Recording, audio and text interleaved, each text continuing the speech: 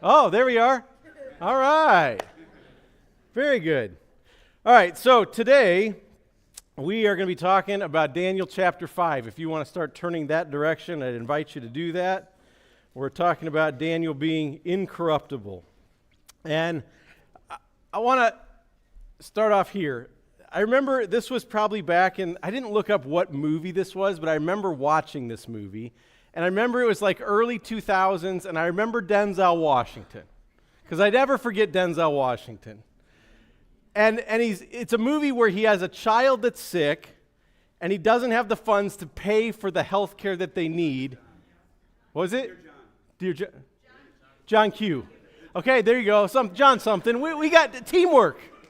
Teamwork makes the dream work. All right, so he doesn't have the funds to pay for this procedure, and he needs it for this child, so he goes into the hospital and he takes the whole hospital hostage until his daughter gets the medical care that she needs. And so it was basically a movie that asked this question: how far are you willing to go? Right? It was a moral dilemma. Would you be willing to do the wrong thing for the right reason? Did you ever get stuck in those questions? Have you ever felt desperation that made you ask that question of yourself? Like, how far am I willing to go for this? There are some people that really enjoy those kinds of ethical wrestling matches, right? They want to try to stump you with, can God make a rock so big that he can't lift it? You know, that kind of stuff. And your brain like does loops. Well, if it isn't something like this, what would be a good enough reason to compromise your convictions? What is that for you? See, a lot of people today feel like the end justifies the means, right? In other words, it's okay if you do the wrong thing as long as you do it for the right reason. And a lot of times, it doesn't take some big moral dilemma to get us to compromise. It just takes one tiny little lie. And oftentimes that lie is basically this thing. It's a belief that I deserve something more than what God has given me.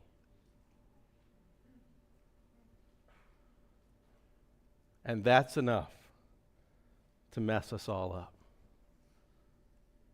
So today I want to help you learn how to overcome these kinds of situations, because doing the wrong thing for the right reason is still the wrong thing.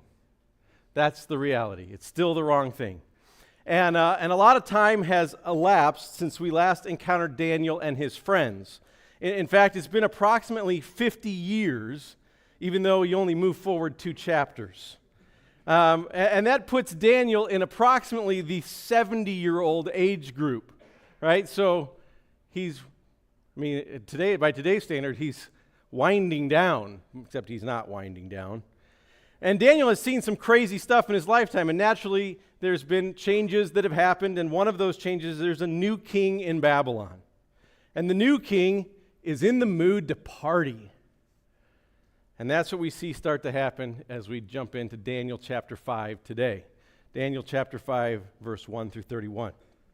So the new king's name is Belshazzar, which sounds really similar to Daniel's Babylonian name, but not quite exact. Anyway, Belshazzar, the king, held a great feast for 1,000 of his nobles, and he was drinking wine in the presence of the 1,000. So, quick note here, 1,000 people in attendance. That didn't include women, and for him, women meant his whole harem. So why is he throwing this huge party? Well, historically, we discover that at this very moment, the Persian army is totally surrounded the capital city of Babylon and laid siege to it. However, Belshazzar still feels secure because he has really good fortifications in this city, and he stored enough food to last 20 years. 20 years of food He's what you call a prepper. Right? And not just for him, but for like the whole city. They are stocked, locked and loaded. Additionally, there's this river that flows through their city, and their borders like protect the river. So the river goes under the wall through this grate, and then goes through the city and goes out the other side through another grate. So they're like, we got water flowing endlessly. We're good. So the feast was the king's way of telling his people they had nothing to worry about, because normally when you go under siege, you start rationing food, right? Not partying. But he's partying. They have nothing to worry about. The Persians would never be able to touch them. That was their belief. And then the king has another idea on how they can proclaim his great confidence and his greatness. Not only would he taunt the Persians, but he should taunt all other gods as well. Let's start with the Hebrew God.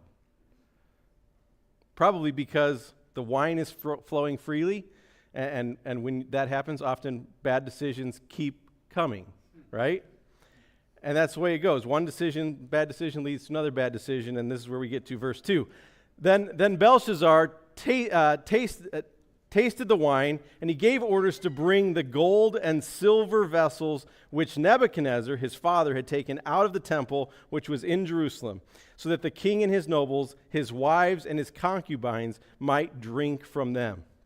Now, this passage mentions Nebuchadnezzar as Belshazzar's father, but in reality, this was his grandfather.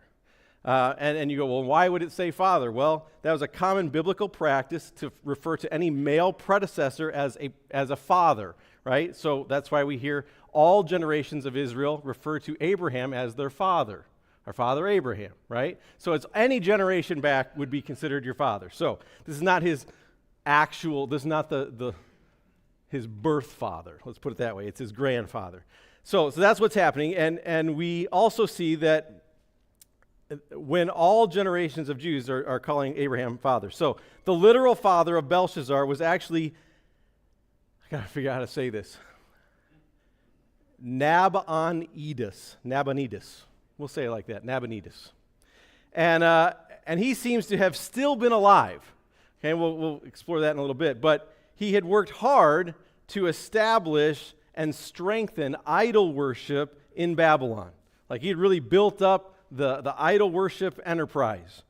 And something that his son, who was really just the co-regent or co-king, his son was really embracing that in this party. Verse 3. Then they brought gold vessels that had been taken out of the temple, the house of God, which was in Jerusalem, and the king and his nobles, his wives and his concubines, drank from them. They drank the wine and praised the gods of gold and silver, of bronze, iron, wood, and stone. So items that had been crafted for the explicit use of worshiping God in his temple are now being used to toast and worship false gods of Babylon. In the face of this blasphemy, God's patience expires. Verse 5. Suddenly the finger of a man's hand emerged and began writing opposite the lampstand on the plaster of the wall of the king's palace. And the king saw the back of the hand that did the writing. Now picture that for a minute and tell me you would not be freaking out, right? I mean, who wouldn't be? Now, what I found amazing is that archaeologists have actually excavated the ruins of this banquet room. It fits the dimensions. It measures 55 feet wide, 165 feet long. It is actually plastered walls, which was somewhat unusual. And so that room has been found. And now I'm sure they weren't able to go, oh, there's where the hand wrote on the wall, right? I mean, it deteriorates. But it's been found. So, this is a real place. Can you imagine seeing that hand appear and start carving words into the wall, right into the plaster? Now, having just mocked the Hebrew God, the king probably knows this is not a good sign. Right?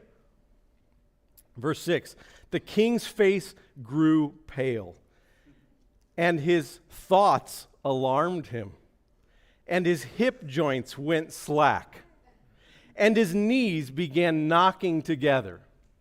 Probably an appropriate response. So his solution is what his family has been doing for centuries. Anytime there's a problem, we've already seen it, gather all your demonic advisors together and see if they can help you. Right? So the king in verse 7 called aloud to bring in all the conjurers, the Chaldeans, the diviners, etc. And the king spoke and said to the wise men of Babylon, any man who can read this inscription and explain its interpretation to me shall be clothed with purple and have a necklace of gold hung around his neck and have authority as the third ruler in the kingdom. Then all the king's wise men came in, but they could not read the inscription or make known the interpretation to the king. Then King Belshazzar was greatly alarmed, and his face grew even paler. So you got to picture this guy is on the verge of death, right? Just in utter shock and horror. So it's even paler, and his nobles were perplexed. Now, notice again and again that over and over as we've looked at Daniel, the demonic powers are literally no match for God's power. They have power, but not sufficient. It's not equal, right? And now 3 generations of kings have sought information through them, and they have failed over and over again. Just as the situation seems totally hopeless, the queen remembers something. Verse 10, the queen entered the banquet hall because of the words of the king and his nobles, and the queen spoke and said, O king, live forever. Do not let your thoughts alarm you or your face be pale. There is a man in your kingdom in whom is a spirit of the holy gods. And in the days of your father, illumination, insight, and wisdom were like the wisdom of the gods were found in him. And King Nebuchadnezzar, your father the king, appointed him chief over the magicians, conjurers, Chaldeans, and diviners. This was because an extraordinary spirit, knowledge and insight, interpretation of dreams, explanations of enigmas, and solving of difficult problems were found in this Daniel, whom the king named Belteshazzar. Let Daniel now be summoned, and he will declare the interpretation. So it says Daniel was brought in, and the king said to Daniel, are you the Daniel who is of the exiles from Judah, whom my father the king brought in from Judah? Now, moments ago, Belshazzar had been mocking the God of Judah, right? That was what that was all about, mocking the God of Judah. And it seems he is intentionally connecting Daniel to that, right? To a nation and to a God he believes cannot even defend themselves. You were taken into exile. I just used all those things, and nobody can do anything about it. And despite the crazy situation he's in with handwriting on the wall and his hip joints are going out of socket and all this stuff, the king seems skeptical of Daniel, a little bit mocking. Verse 14 says, now I have heard about you that a spirit of the gods is in you, and that illumination, insight, and extraordinary wisdom have been found in you. Just now the wise men and the conjurers were brought in before me that they might read this inscription and make its interpretation known to me, but they could not declare the interpretation of the message. They failed again. Who'd have thunk? But I personally have heard about you that you are able to give interpretations and solve difficult problems. Now, if you are able to read the inscription and make its interpretation known to me, you will be clothed with purple and wear a necklace of gold around your neck, and you will have authority as the third ruler in the kingdom. This is how we know his father was still alive. Because he doesn't have a power to give anyone any higher ranking than third. He's second. Okay? It's the highest he can offer. So he's offering Daniel riches, he's offering him power, Interestingly, something Daniel has already received before, something that didn't seem to make much of a difference, honestly. And it, in this case, seems like he actually now lacks those things. Power. In verse 17, though, Daniel answered and said before the king, "Keep your gifts for yourself, or give your reward to someone else. However, I will read the inscription from the king and make the interpretation known to him." So, Daniel rejects the offer for worldly gain. Why? First reason is this: because he's not there to do the will of men, but the will of God. Right? That's not what he came for. He didn't come to get ahead. He didn't come to climb a ladder. He came to do whatever God told him to do. End of story. So Daniel says to the king, in verse 18, "O king, the most high God granted sovereignty, grandeur, glory, and majesty to Nebuchadnezzar your father." So notice how he's saying, this is not about men, this is about what God does. And God's the one that made your grandfather great.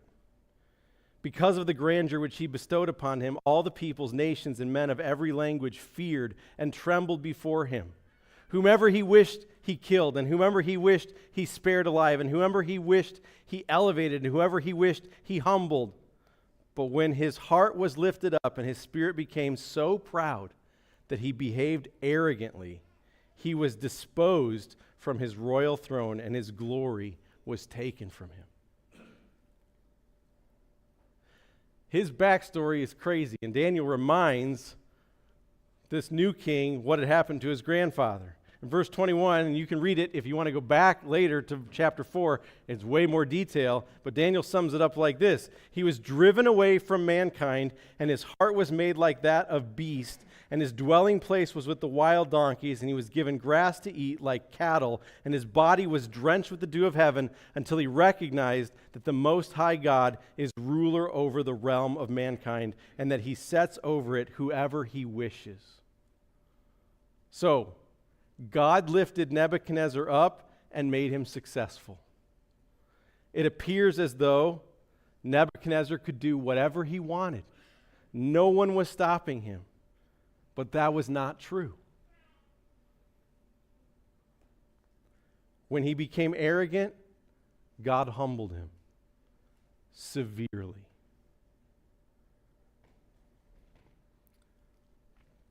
Daniel doesn't get caught up in climbing the ladder. The second reason is because God is the one who exalts and who humbles. And Daniel gets it. God is the one who lifts up, and God is the one who takes down. If you do go back and read chapter 4, you're going to see that God literally causes Nebuchadnezzar to go insane, to the point that he begins to act like an animal and is living in a field among burrows for about 7 years. He's crazy. And finally, he has a moment where he comes to his senses and he humbles himself before God, and God restores his kingdom to him.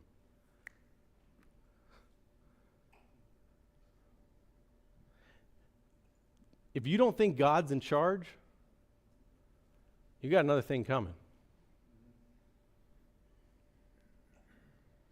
God can take and he can restore power at will from anyone. This is something that Belshazzar, who Daniel's talking to now, and honestly every leader at all levels throughout all history should take note of. Walk around arrogant and see what happens. Act like you run the world. See what happens. So, Daniel reminds Belshazzar of all these things. In verse 22, he says, "Yet you, his son," really grandson, Belshazzar, "have not humbled your heart, even though you knew all of this." You knew it. but you have exalted yourself against the Lord of heaven. And they have brought the vessels of his house before you and your nobles and your wives and your concubines have been drinking wine from them. And you have praised the gods of silver and gold, which are worthless. The gods of bronze and iron, wood and stone. They're literally things. Daniel says, which do not see, hear, or understand. And yet you're worshiping something like that? But the God in whose hands are your life breath and all your ways you have not glorified. Then the hand was sent from him, and this inscription was written out. So the God who Belshazzar did not acknowledge was the living God. But God's power was clearly on display. The same hand that wrote on the wall is the hand that held the life of that king. And then Daniel interprets what was written on the wall. It's just 4 words, but they hit hard. Now, this is the inscription that was written out. Mene, Mene, Tekel, Upharsin. And this is the interpretation of the message. Mene means God has numbered your kingdom and put an end to it. Tekel, you have been weighed on the scales and found deficient. Paris, or a person, your kingdom has been divided and given over to the Medes and the Persians. Not exactly a positive message, right? Belshazzar has run out of time. And just as they in Israel would put a shekel onto a scale to see if it was true or not, and if it wasn't true, it would get thrown away, the king had been weighed, and he was going to be discarded. And it's amazing to see how gracious God is in all of this. He's been gracious and he's being gracious, because even this was a warning, right? What could Belshazzar have done in that moment? Repented, humbled himself, cried out for mercy. Why would you not?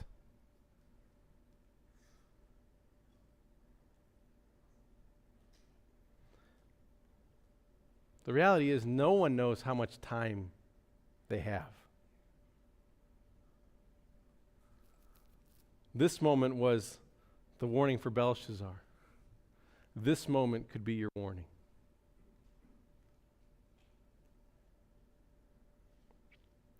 Verse 29, it says, Then Belshazzar gave orders, and they clothed Daniel with purple and put a necklace of gold around his neck and issued a proclamation concerning him that he now had authority as the 3rd ruler in the kingdom.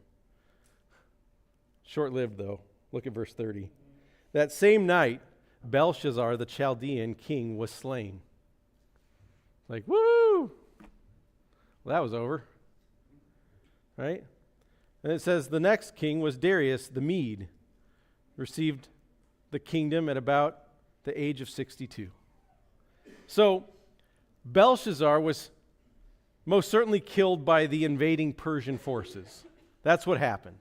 History says that they defeated Babylon by digging a canal that diverted the river to a nearby lake. So now the water wasn't running through those gates. And they stormed those gates at the north and the south and entered the city through the riverbeds on both sides. And before it was morning, Belshazzar was dead.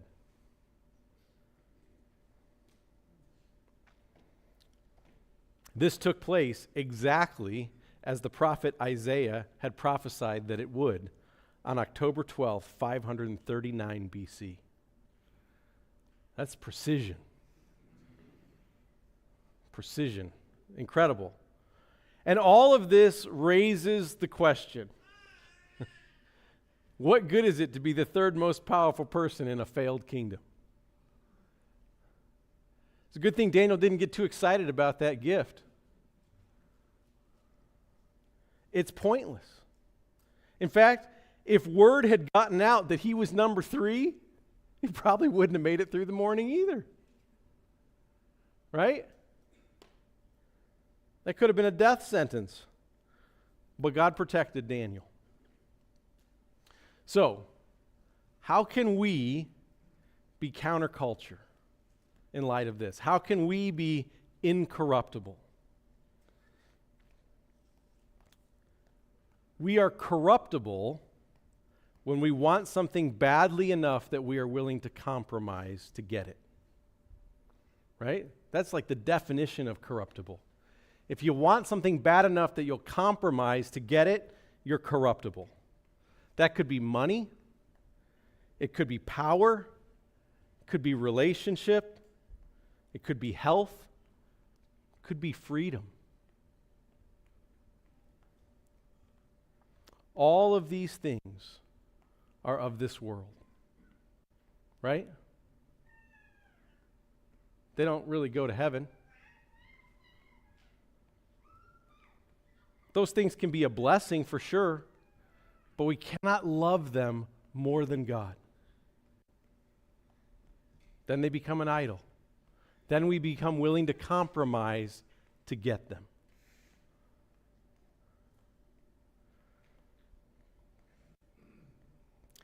It seems like Daniel had no drawing to the things being offered to him. They didn't really matter. Number 3 in the land, that's nothing. Fancy clothes and jewelry, not going to last. So he doesn't take the bait. And I think this clarity that Daniel seems to have is really what John is describing when he writes to the church, the Christ followers, and he's warning us, don't get caught in this. So in 1 John chapter 2, verse 15 through 17, look what the Apostle John writes. He says specifically, do not love the world, nor the things in the world. If anyone loves the world, the love of the Father is not in him. For all that is in the world, the lust of the flesh, the lust of the eyes, and the boastful pride of life, is not from the Father, but is from the world. The world is passing away, and also its lusts. But the one who does the will of God lives forever. Doesn't that pretty much sum up what we just saw unfold? So Daniel doesn't love the things of the world. He's not caught up in that race, that trap. And I want to ask you, as we think about like this application to our own lives, some important questions. Is there something the world is offering you that is tripping you up? What is that thing? Probably for all of us, there's something, right? Some kind of little, maybe it's your Achilles heel, and you probably run into other people that have the same issue, but not everybody has that issue. But there are others, because there's no sin in the world except what's common, right? There's no unique sin. So what is your thing that's tripping you up? And I want to challenge you that instead of protecting that possible option, maybe it's time to burn the ships, right? I don't remember what invader that was of like Central America or something like that, and they were coming in, and the crew was ready to give up, and they wanted to go back to the boats and leave, and the army commander was like, burn the ships. Well, I guess we're staying and fighting then, right? I guess that's what we're going to do, because you're not going to swim back across the ocean. But sometimes we got to cancel the retreat. Daniel didn't leave himself any wiggle room, right? When he shows up and there's these gifts being offered, he said, I don't want what you're offering. Don't give it to me, give it to someone else. Public statement.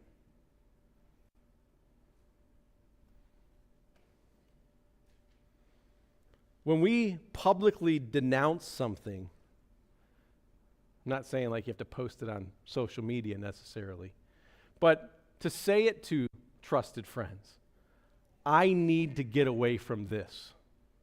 I need to steer clear of this. That creates a layer of accountability in our lives and helps open that passage to a different future, not the one where we keep going back to the same thing like a dog returns to its vomit.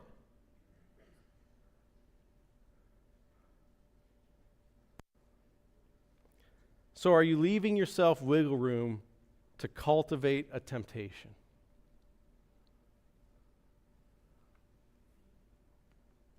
It's an important question.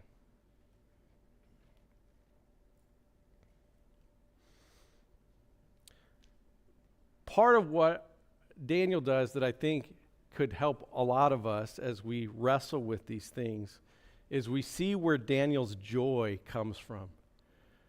Right? Because so many times the reason we have a temptation is we're going, I deserve that thing that God's not giving me, right? And that's what makes it a temptation. Like I need something there and God's saying no, and I need it. And Daniel's joy is not coming from the thing God's withholding. His joy is coming from being used by God.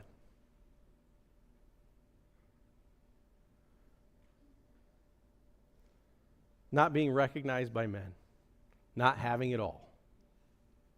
His joy comes from being used by God. So for us, for you, where does your joy come from? Where are you finding satisfaction? Because the lie is often it goes right back to the Garden of Eden. That's the way it always goes, right? Did God really say? Because this fruit is really awesome. And you're missing out. And that's the lie Satan uses all the time. You're missing out. You're really getting ripped off by God here.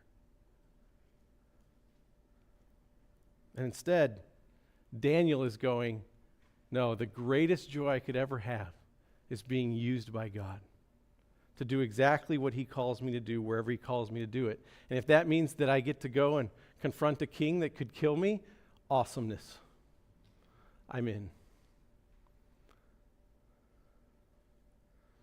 So the key to being incorruptible is to love God more than anything this world can offer you.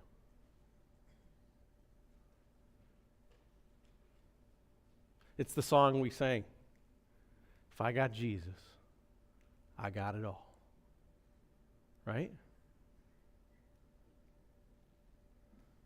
If you want something badly enough, you will compromise to get it. If you love God deeply enough, you will obey at all costs.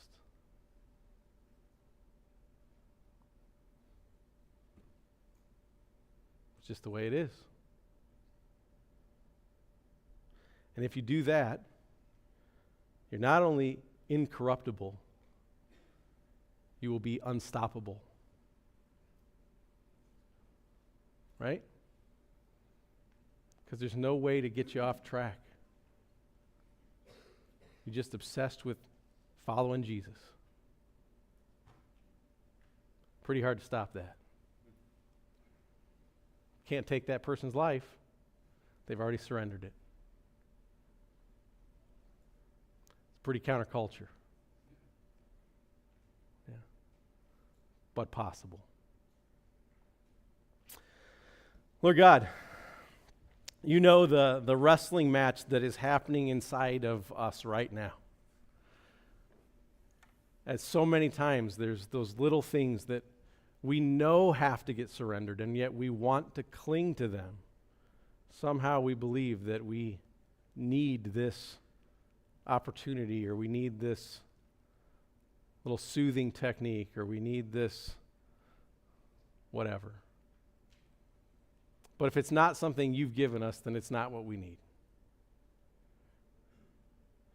Lord, help us to find another way. Help us to become more dependent on you.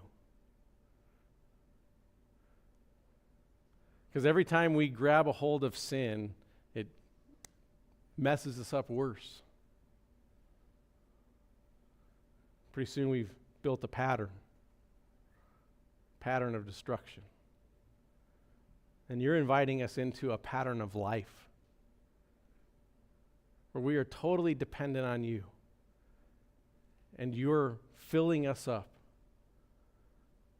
giving us literally all that we need. Then the temptation of the world seems less and less attractive. So Lord, I ask that you would not just forgive us for our sin, where we've gone off track, but Lord, that you would fill us up with an even greater love and appreciation of who you are. That we would we'd find all of our joy in you, all of our peace in you, all of our hope in you, all of our satisfaction in you, so that we could be unshakable, incorruptible. That our joy would be in who you are and what you give us, not in anything else this world has to offer. It's a lofty goal. Seems like an unreachable vision. But we have examples to follow. We're thankful for that. Thankful that when we do fall, you're right there to pick us up. Sometimes even carry us for a ways. Maybe most of the time. But you love us and you're merciful, and we thank you for that. Lord, I pray that there would not be people here today whose pride is in the way of totally surrendering to you. We know what happens. You will humble the proud, and you will give grace to the humble. So, Lord, give us the wisdom to choose humility and to truly walk it out. We pray it all in Jesus' name. Amen.